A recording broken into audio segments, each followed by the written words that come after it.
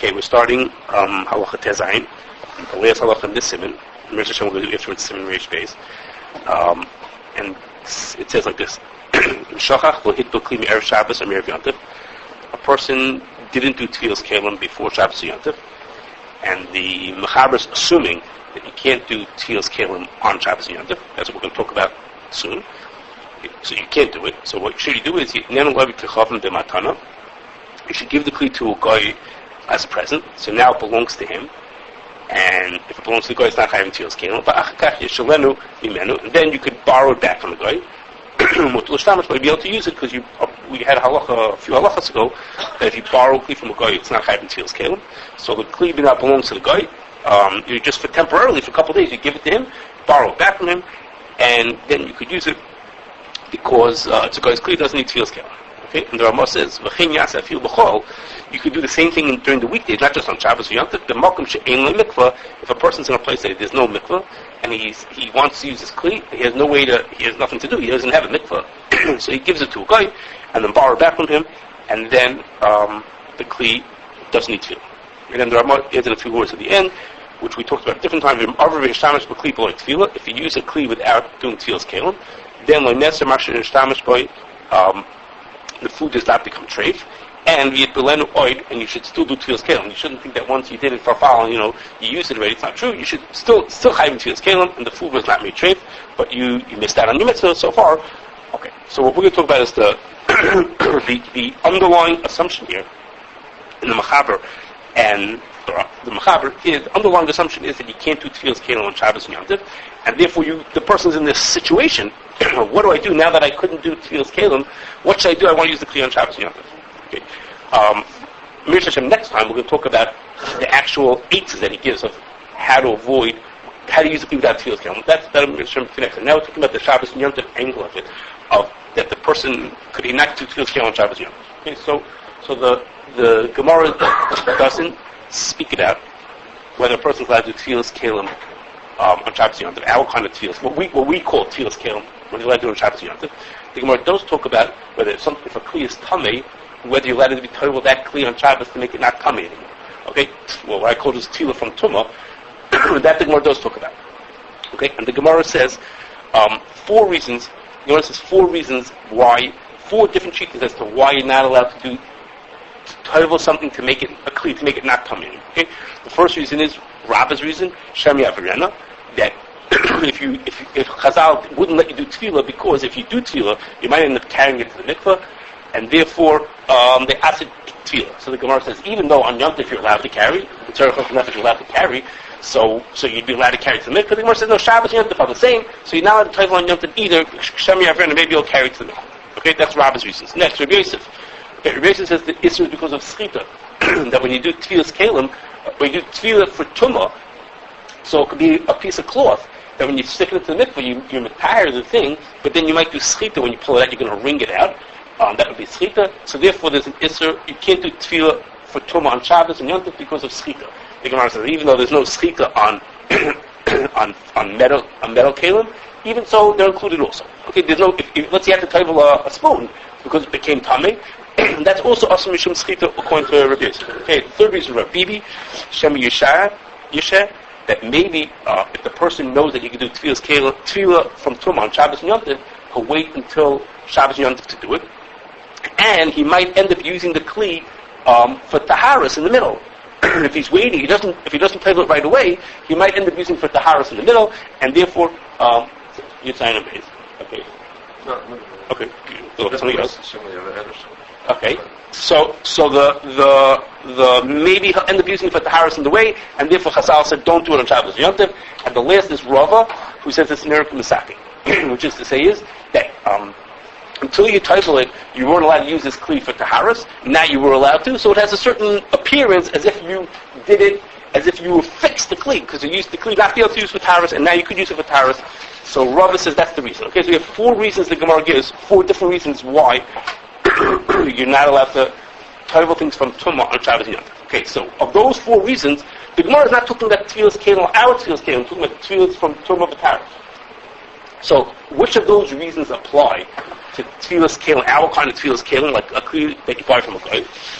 So the Rishonim say like this: Okay, the first and the last reasons, Rava and Rava, apply to Tevillas Keilim. Shem Yavrena, okay, the same thing, Shem Yavrena, and Niruk and Mesakim both apply to Tevillas, what we call Tevillas Keilim. But the other two, the two middle reasons, Shchita and Shema Yishit, do not apply to Tevillas Keilim. So now, I'm about to explain them. Give me a second. I'm going to explain them. I'm going to explain. So I'm going to explain. So the explanation is like this. What I'm about to tell you comes from the Bir Halacha. That he says like this. I told you the issue of Shchita really, of course, only would apply to cloth, to things that are made from cloth. But the Gemara says it even applies to salad kelim, but there's no possible Shchita because once they aser Tefillah L'tumah, because of Shchita, they asked it for all Keilim also. But by Tevillas Keilim, where there's no such thing as a Kli that needs Tevillas Keilim, that is made of cloth, there's no such Kli that needs Tevillas Keilim that you could possibly do Shchita on, so then there would be no isk to do Tevillas Keilim for Keilim because of the reason of Shchita. Okay, and the reason of Rabibi or Shema Yishe, so there, the problem is that the person might use it for Taharas. The Isser D'Rabbanan to use something before Tevillas Keilim, the Isser to use something before Tevillas Keilim is only Isser D'Rabbanan. Since it's only Isser D'Rabbanan, they wouldn't say don't do Tevillas Keilim because you might by mistake end up using the Kli before you do the Tevillas Keilim, because that would only be the Isser D'Rabbanan itself. So it's sort of like the zero. So there would be no Isser of Shema Yisha, which is your Yisha, and you'll use it in the wrong way. It's not such a big deal. So you're using it in the wrong way. It would only be Isser D'Rabbanan anyhow, so therefore they wouldn't ask for Shema, you'll end up doing. Okay, those two things I just told you. Those are the Berlach and Aruch. Okay, so it's a machlokes rishonim. Which of the reasons do we paskin like? Okay, of these four reasons. Okay, the Rif and the Rambam paskin like Rabbi Yosef and Rabbi Bibi, the two middle reasons, and they therefore hold that you're allowed to do Tevillas Keilim on Shabbos and Yom Tov. That's the Beis Yosef brings those. That's the Rif and the Rosh paskin like that. The Rif and the Rambam paskin like that, as opposed to the Rosh. The Rosh and the Rash will pass like Rabba and Rava, that the Isser is because of Shem Yaven or Niruk and Mesakim, and the Mela they say it's usher to do Tevillas Keilim on Shabbos Yom Tov. Okay, I have to know why the Rif and the Rambam will pass like what rule was lead to them passing like Rabbi Yosef? I don't remember. Why they passed them this way and that way, I don't remember. One thing I do remember, which I'm about to tell you, which is like this. One of the Rosh's rayas that the reason is because of Shem Yavrenu, is because he says, don't you know? He says there's a mission that says that you're not allowed to blow shofar and take lulav and lay Megillah on Shabbos. Chacham aseret Shem Yavrenu.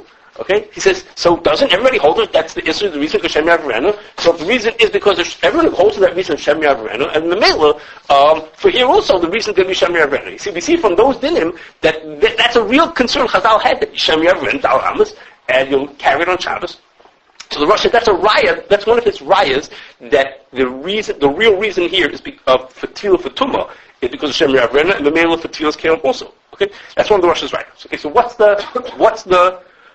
will the others say to that? What do the other Rishonim say? And the truth is, what does Rabbi Yosef and Rabbi Bibi and Rambam going to say to that? I mean, it's they didn't blow shofar on Shabbos, so what are they going to say?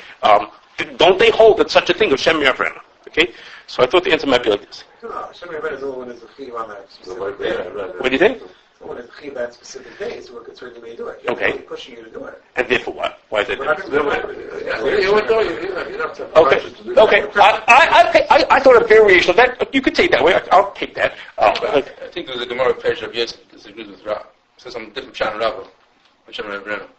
Megillah talks about Megillah on Shabbos and Rav is Shem Yavrenu. Yosef is something else. Really? Okay. Sure. So maybe you may have that. Maybe another answer. Okay. The Gemara is like this. The Gemara Rosh Hashanah explains this din of Shem Yavrenu, and lo and behold, the Gemara Rosh Hashanah says this din of Shem Yavrenu for shofar and lulav and Megillah. It's Rabbah speaking also. Okay, it's Rabbah speaking also. Amar Rabbah, hakochiyam b'tkiyah shofar ve'en hakol b'tkiyah shofar. Everyone's mechuyev to do this mitzvah. Gzera, maybe a war of Eitz Abaki Lumah Davir Dalam Shus Rabim. Behind the time of the lulav, behind the time of the Megillah. Okay, so Rabbah's, who said Shem Yavrenu by us, is the same one over there who said that the Shem Yavrenu, but here he has a lot more to say. Okay, look at this whole explanation he gives. What? That's the reason. Right, so it seems it is that over here, it's a thing that takes skill. Okay, blowing shofar or knowing what is the kasha lulav or knowing how to lay the Megillah is something that takes a skill. And it only happens every once in a while. It's not something people do all the time. And the Mela, there's a concern the guy might carry it Rishus Rabbim. As opposed to Tefillah from Tumah, it doesn't happen. It happens all the time. And the people who care about Taurus, they do it all the time. Because it's not something that you say, it doesn't take any great skill to dunk something into the mikveh. I mean, I've been talking about it for I don't know how many times already, but okay. But it doesn't take so much skill, and if you do it all the time, if you're a person who has Taurus in their house, you do it all the time. So in this case, in our case, there's reason to think that maybe there shouldn't be Issa Shem Yavrenu. It's not such a big concern. What? He's going to have to go to a bucky, he's going to have to not know how to do it. It's not a big deal. As opposed to over here, everyone agrees. That's what I thought. That here, everyone agrees that there's an issue that concerns Shem Yavrenu, but not in. So I can't also maybe how do you tell which part maybe it's can't feel enough. So there are two differences. One is Tevillas Keilim happens all the time. For your person who does Taurus, it doesn't happen once a year that you blow shofar. It happens all the time. A person who has Taurus in the house does it all the time, and it's a little bit less of a skill than blowing shofar. You have to know what you do. Like Rav says.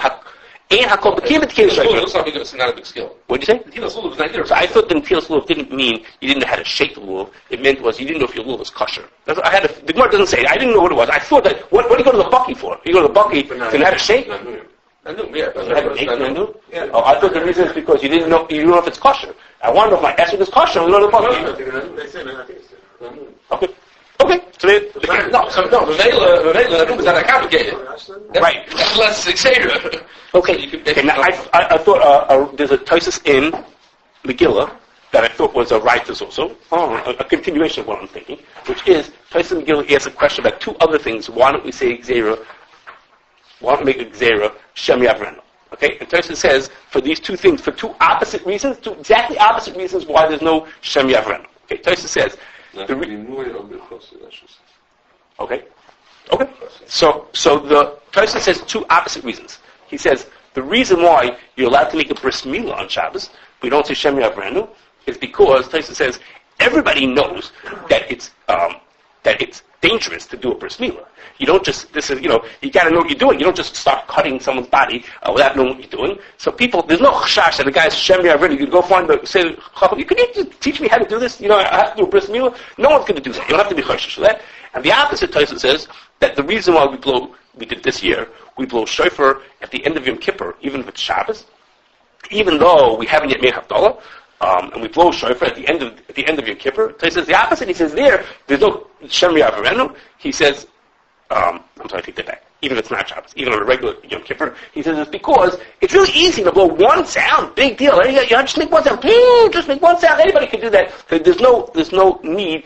No chasham to go to a chacham. Okay, so those are opposite reasons. One is such chachma that no one would ever do without knowing what he was doing, and the other is it's so easy that no one would bother to go to a chacham. Again, both of them are focusing on the point that there's only a Shem Yavrenu when we're talking about something where there's a special skill involved. Okay, so by these three, by Lulav, Megillah, and Shofar, there's some kind of special skill. By Mila, the skill is so ridiculously hard, nobody would ever do it. And by Shofar on Yom Kippur, it's so easy that nobody would do it. Okay, let's go on. Okay, so in Hilchos Shabbos, that what? Is that the Shabbos says? That's the shit. But what would you do if you don't have to do it? Yeah. What? Learn how? Is that what he said? No. He doesn't say. If he said mitzvah b'yosem b'shluchai, No, you know the shlichus don't help you. doesn't help. So what are you supposed to do? You don't know how. Okay. You can't do the meal yet. His father doesn't do it, somebody else does it, right? Every time. You mean because just stop. Shakaka can't do it, so you go to Bezin, and Bezin does it. Okay? It's not shlichus. It's just Bezin does a separate mitzvah. Just okay. I don't. Okay. So the Mechaber in Aruch Chaim in Hilchos Shabbos says both days, but he says it in a way that, like I said to you before, the Mechaber in Hilchos Shabbos says it in a way that Masha, that you're allowed to do Tevillas Keilim on Shabbos. He says the Iker sheet is that you are allowed to do Tevillas Keilim on Shabbos. He says, but Yerush Shemayim, what? Where is it? I don't have the words in front of me. No, you can look it up if you want. It's in Shin Chav Gimel Halav Zayin. But Yerush Shemayim should not do it. He says Yerush Shemayim should be choshesh for the other sheetas Rishonim, other sheetas in the Gemara. And what they should do is they should give it to a guy. Okay, which is what he says over here, that you should give it to a guy. We're going to talk a little bit about the giving to the guy in a second, and then more really next time. Next time we're more going to talk about the Tevillas Keilim aspect of it. Today we're focusing on the Hilchos Shabbos aspect of it. Okay, that's what the Mechaber says. The Dr. Moshe says no. The din is that you're not allowed to do Tevillas Keilim on Shabbos, like the Rosh said. That the din is you're not allowed to do Tevillas Keilim on Shabbos. So the Ramah gives his own idea of what you should do for Tevillas Keilim. I'm going to tell you what his idea is, but his idea is not halach l'maisa. Okay, and that's like this. The Ramah says what you should do is if you the kli, you have a cup, let's say, that needs Tevillas Keilim. He says, so take the kli. If you can go to a mikveh in a way that's not near k'masakin, you could take. Let's say you need a drink of water. So you can go to the mikveh, scoop out some water out of it, and you can do it in a way that's not near a k'masakin. It has to look like you're trying to do the mitzvah. If you can use the cup in the mikveh in a way that doesn't look like you're trying to do the mitzvah, then you're okay, because it doesn't mirror k'masakin, and l'maisa you will have gotten entitled. There's no isser per se to do the tefillah. It's just because it looks bad. If you do it in a way that doesn't look bad, then that's why. Let's say it's dirty, and you want to take it in the mikveh and clean it off in there. So as if that looks like totally natural, doesn't look like you're doing anything strange. So you'll be able to do the tefillah. That's the Ramah says that's what you should do, and you won't be over on the isser of mirror k'masakin because it's not mirror because you managed to. Okay, so of course that. Eitzah is not halach l'maisa for us nowadays because nobody here in the right mind ever went and took a drink out of the mikveh. I shouldn't say that we could imagine took a drink out of the mikveh or washed the dishes there. Okay, so it's not like it's the kind of thing that you could say it doesn't near k'masaki. Okay, maybe if you had a stream running in your backyard, maybe it could be nearer like you're just washing your dishes there. But to us, it would be obvious that this person's trying to do the mitzvah Tevillas Keilim because why else would you be doing this? And which we're going to take something into mikveh like that. Okay, so that eitzah, it's not halach l'maisa for us. Okay, but there's just a point to that, which is like this. The Magen Avraham says, the Ramah's eitzah that you should do the tefillah in a way that's not near k'masakin. The Magen Avraham says, but you can't make a bracha. Because if you make the bracha, then you blew it. The whole point is you're supposed to look like you're not doing the mitzvah. If you put on your gartel and you say, Baruch Atah Hashem, L'kein B'cham, Hashek, Hashem, B'sesef B'tzvanu, Al Tevillas Keilim, you blew it. Obviously you're doing the mitzvah. Okay? So the Magen Avraham says, you're not going to be able to do the mitzvah.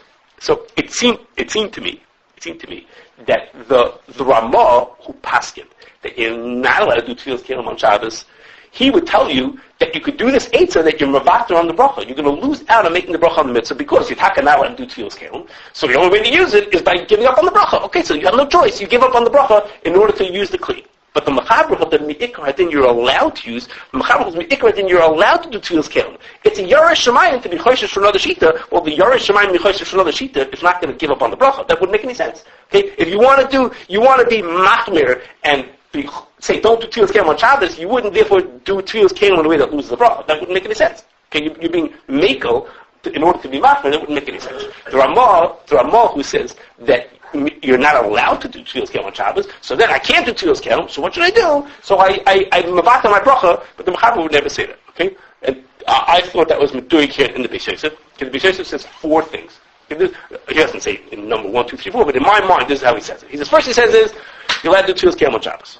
Next the Beis Yosef says, Yeresh Shemayim shouldn't do that, so you should give it to a guy like the Mordechai says. Then he brings the Rashba says that you could do what I told you was the Ramah, that you could draw the water out in a way that not so obvious. And then he brings the Mordechai who says you should give it to the guy. Okay, so why when he said in number 2 he said Yeresh Shemayim should give it to a guy? Why didn't he say the Yeresh Shemayim should either draw water or give it to a guy? Why did he skip the third one? He says you're going to see in a minute. I'm going to give you eitzes on how to deal with it. So Yeresh Shemayim should do the eitzes. Why would he say the fourth eitzah? Why wouldn't he say the third and the fourth eitzah? It seems like a funny way. Just the reading of it is funny. He says, if you're Yeresh Shemayim, don't do tefillah and instead skip to the fourth eitzah. What happened to the third thing?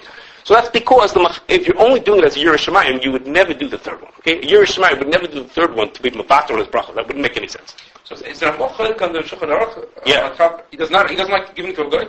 No. He's okay with giving to a guy. So why does he say to do this then? Because giving to a guy is not always a practical solution. It's not always practical. You're saying giving to a guy might be a first solution, but the Rambam says, but you have another eitzah. You could go, if you can't do that, you can go to find a way to get it into the water. So the Magen Avraham is not being chalik on the Ramah. He's just saying that the Ramah says as the saints, you can't make a bracha. Correct, yeah. So is that, if you can't make a bracha, we had this question over here before, is giving it to a guy better or worse? Better.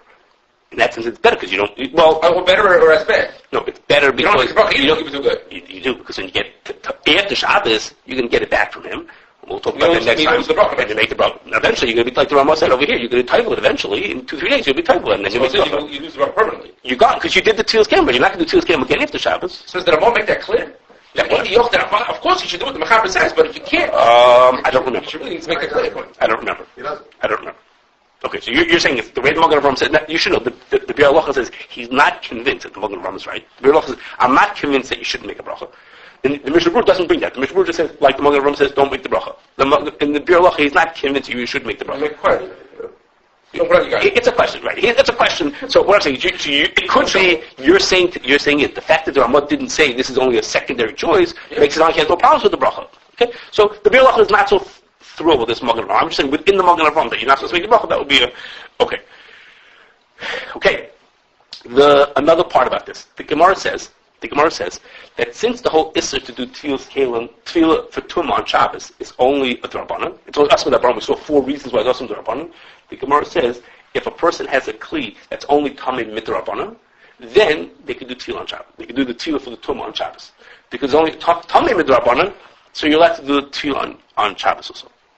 So Taz says, it's an Imkain, that by D'Rabbanan it doesn't apply. So he says, so if I have a Kli that's glass, I should be allowed to do Tevillas Keilim on Shabbos. Because the Isser, the Chiyuv Tevillas Keilim altogether is a D'Rabbanan. So just like the Gemara said, Tefillah for Tumah, when the Tumah is only D'Rabbanan, you're allowed to do it on Shabbos. Also, Tevillas Keilim, when it's only Chiyuv D'Rabbanan, you should be allowed to do it on Shabbos. Also, that's what Taz says. The Magen Avraham says that he disagrees. The Magen Avraham says it's not exactly the same. He says that by Tefillah for Tumah, the Kli is really a usable Kli. It's just tummy. You can use it for things that are tummy. You can use it for food that's tummy. There's things you can do with this Kli. So he focused on the Nir Kamsakin. The Nir Kamsakin is not so bad, so it's only 2 D'Rabbanan, and the Nir Kamsakin is not such a big deal, and you could tovel on Shabbos. But if by us, when the Kli was not toveled with Tevillas Keilim, you can't use the Kli at all, so then the Magen Avraham says, even if it's D'Rabbanan, you can't do it, and the Mishnah Berurah passes that way, that even if the Kli is made of glass, you can't do Tevillas Keilim on Shabbos. According to the Ramah, you can't do Tevillas Keilim on Shabbos. Okay, let's do 2 other parts that are sort of indirectly. Okay, the first is the Mechaber said. Does anyone say that it's Shemi Avrena? What? The Shemi Avrena? Yeah, it's a Gemara. No, I'm saying I forgot if the Rosh. Right, it's a Rosh and a Rashba. The reason why they pass that way is it's like rubber. No, it's Rav and Raj, the Rosh and the Rashba, who pass it both ways. Yeah. Yeah. The Biur Halacha is like that. You have a Mishnah Berurah open. If the Biur Halacha brings, open the Biur Halacha and says there are 4 reasons like this, so okay. So now, the Mechaber said what you should do is you should give it to a guy as a present. Okay, that's what the Mechaber said. Okay. Again, next time we're going to talk about whether in the Tevillas Keilim aspect of what giving to a guy. But today I'm looking at the Hilchos Shabbos part of it, and that is B'derech Klal there's an issue to give presents on Shabbos. So why does the Mechaber say that you should give as a present to someone, to the guy seemingly on Shabbos? You could read him that he meant you give it right before Shabbos, but why does he give a present on Shabbos when you're now give presents on Shabbos? So the Magen Avraham says, Magen Avraham / Machzis Shekel says that there's 2 exceptions. There's 2 exceptions when you're allowed to give a present. One is L'Tzarech Shabbos, and one is L'Tzarech Mitzvah. And over here, it's sort of a combination of the 2 of those. If L'Tzarech Shabbos, because you want to use the Kli. Well, using the Kli I really could, because I really could just title it. But it's a Tzarech Mitzvah, because I want to be Machmir I want to be the Yerush Shemayim who doesn't title things on Shabbos. So the Tzarech Mitzvah, I want to not title on Shabbos. So there's a partial Tzarech Mitzvah, I don't want to do Tefillah, and I want to use the Kli. So there's a combination here of Tzarech Mitzvah and Tzarech Shabbos wrapped together, and that's why I'm allowed to give someone a present on Shabbos, even though I usually would not be allowed to. Okay? Last thing is, in Shmir Shabbos K'chasei, when it talks about doing Tevillas Keilim on Shabbos, so in the regular Shmir Shabbos K'chasei that probably most of you have in your house, it doesn't talk about what I'm about to say. Okay, but in the new edition, what's called the 3rd edition of Shmir Shabbos, there it has an extra little piece there, in that long footnote there, about a whole to do about Tevillas Keilim on Shabbos, and he says, he brings that Rosh Hashanah was Mesupik, whether if you hold that you now do Tevillas Keilim on Shabbos, whether the Kli is Muktzeh to use on Shabbos. what should be the reason why it should be muktzeh? He says, let's say it's a kli that has no other uses. And it doesn't have uses that are not food uses. If it had other uses, it wouldn't be muktzeh, because you can use it for those things. You can use it, for something else. But let's say it didn't have any other uses on Shabbos. He says, so maybe it should be muktzeh, because you have nothing you can do with this kli. You can't do anything with the kli, because until I play for it, I have nothing I can do with it. So Rosh Hashanah is mesukah whether it should be considered muktzeh, because right now it's a worthless kli as it stands now. What did you say? You give it to Goy. So Rabbi Yashiv says that it's okay because you give it to a guy, and therefore it's not muktzeh, because since you have an eitzah and had it, you could use it to a guy. So I asked Rabbi Zucker about that. I said, tell me, what you could give it to a guy, but for most people, they have a cup in their house and they didn't pay for it. They're not giving it to a guy. They're not playing. It's such a far out possibility. I'm not talking about the guy who's stuck and that's all he has and that's what he's going to actually do. For most people, basically, they're not going to use it until next week when they're going to pay for it. So basically, for most people, it's not a kli that's right for use now. Is there a far out way that I could use it? Yeah, when there's a far out way that you could use something, then that doesn't count. That doesn't make it usable. It's still muktzeh because there's no normal people can't use it. So he said like this. He said, that we say that sometimes when something is very an unusual way to use something, that doesn't make it become not muktzeh. Basically, it's unusable, so it's not muktzeh. He said that's because the use that you're going to have for this kli is an unusual one. But over here, the use is going to be perfectly normal. You have a cup here. When you're going to drink out of this cup in a minute from now, you can drink out of it like everybody else drinks from the cup. The use is going to, you have a funny way to get to that use, which is you got to go to the guy, and no one's planning on giving it to the guy. Who's going to give it to the guy? No one's thinking about that. But if you were to overcome that obstacle, if you got past that and you did this funny thing, the use that you're going to have is going to be a perfectly normal use. You can use the spoon just like everybody else uses a spoon. So it's not considered a strange way of using it. You're not betting it's a kli. No, it's better because that's useless. You can't use this kli. That's it. That, I say, is when something is better not a kli, and some use it could have a shem kli. I think that's maybe. Okay, maybe a variation. Okay, so what's the Shabbos something? He said he talks about it. He compares it to things that still need hafrashas truma. He says something that has no use right now. I can't use it, so it's muktzeh because I can't use it. It's for me to use it also. I can't use it. See, why isn't it given to a guy? I'm not sure. I don't think that he talks about maybe I mean, now he doesn't talk about that you can give it to a guy. In this part of the subject, I think it belongs to a guy. Somebody much of the newspaper. Someone's marking all newspapers also to Shabbos. It's like a muktzeh. The merchant is like a muktzeh for everybody. Okay. With the balabos, it's muktzeh. If someone holds his mutter, it's muktzeh. It's over here. I'm different. It's mine. Yeah, I'm the kriveya. By me, it's also. I don't know if I give it to God, it's not going to be mine. Yeah, but you're right. You're right. A lot of things. There's certain things that by a Jew owns it, but it's a muktzeh. By God owns it, it's not muktzeh. You don't say. If by Yishin, it's not going to give it to a guy. Well, you don't say give it to a guy. Except that over here, the din actually says to you, and what you should do is give it to the guy. So it's not exactly. You don't say, but other that I can give it to a guy. Raw meat muktzeh. Kosher meat. Kosher meat. The guy owns kosher raw meat. He could cook it. He could. You're right. It's true. The raw ingredients by a guy, not muktzeh. But you don't say, but it's not muktzeh. You can give it to a guy. It's not here yet. Okay.